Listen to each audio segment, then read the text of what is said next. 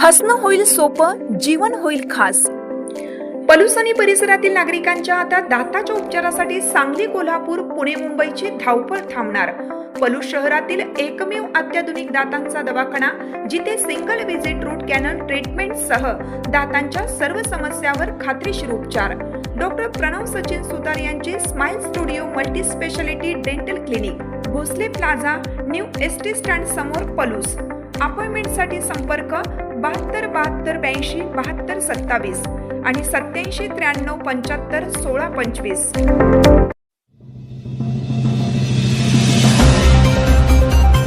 पलूस येथील शिक्षण संस्थेच्या संचालकाच्या खुनाचा छडा, अल्पवयीन मुलगा ताब्यात.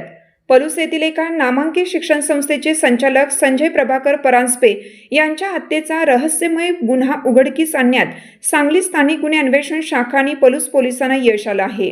या प्रकरणी पोलिसांनी एक अल्पवयीन मुलगा ताब्यात घेतला असून केवळ किरकोळ वादातून ही धक्कादायक घटना घडल्याचे तपासात निष्पन्न झाले आहे. 18 मार्च 2026 रोजी गणेश अपार्टमेंटमधील बी विंगच्या जिन्याखाली असलेल्या मोकळ्या जागेत संजय परांजपे यांचा मृतदेह रक्ताच्या थारोळ्यात आढळून आला होता. त्यांच्या डोक्यावर, तोंडावर आणि मानेवर टोकदार शस्त्रांनी वार करून त्यांची निर्घृण हत्या करण्यात आली होती.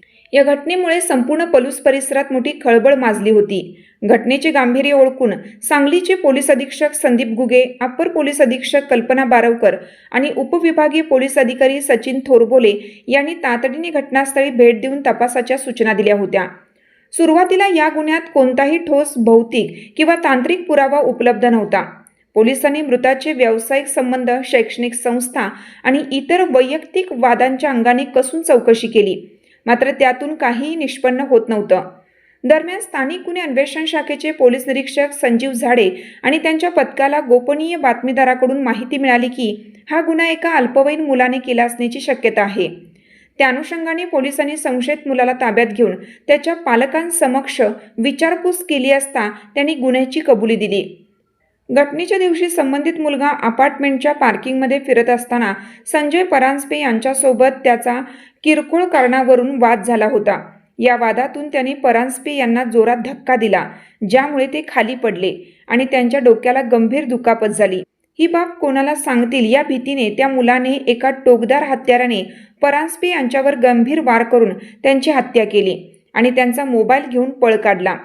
पोलिसांनी तो मोबाईल हस्तगत केला असून पुढील तपास पलूस पोलीस करीत आहेत.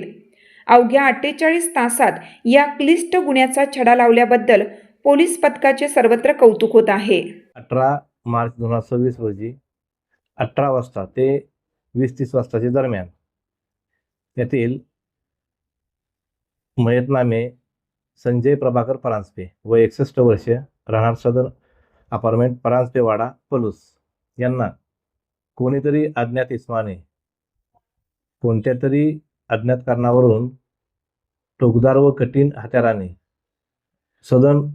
गणेश सदन अपार्टमेंटच्या जिन्याजवळील मोकळ्या जागेत डोक्यात, चेहऱ्यावर, मानेवर, गळ्यावर वार मारून त्यांना जिन्याखालील छोट्या स्टोअररूममध्ये टाकले होते, तिथे मारले होते आणि नंतर पत्रा लावून आरोपी हा पळून गेलेला होता. या घटनेमध्ये कोणताही पुरावा मिळून येत नव्हता.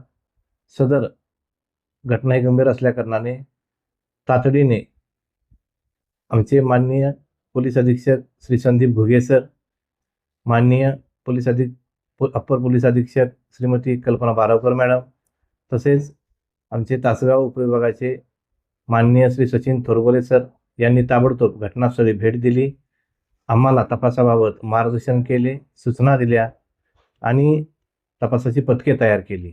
यामध्ये घटनास्थळी कोणताही पुरावा मिळून येत नव्हता. तसेच यातील मयत व्यक्ती ही पलूसमधील प्रतिष्ठित व्यक्ती असल्याकारणाने याबाबत वेगवेगळे अँगल आम्हाला तपासावे लागत होते.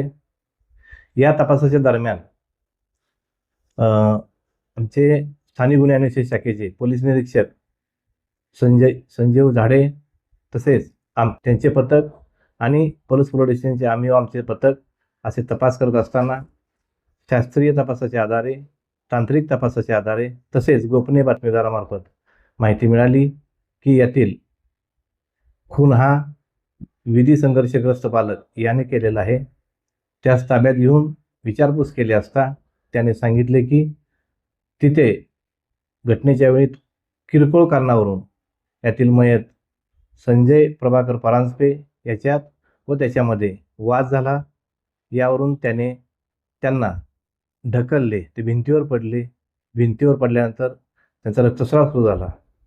यामुळे तो घाबरला आणि त्यानंतर ते कोणाला तरी सांगतील या कारणावरून त्यांना टोकदार हत्याराने त्यांच्या चेहऱ्यावर, डोक्यावर, मानेवर वार केले.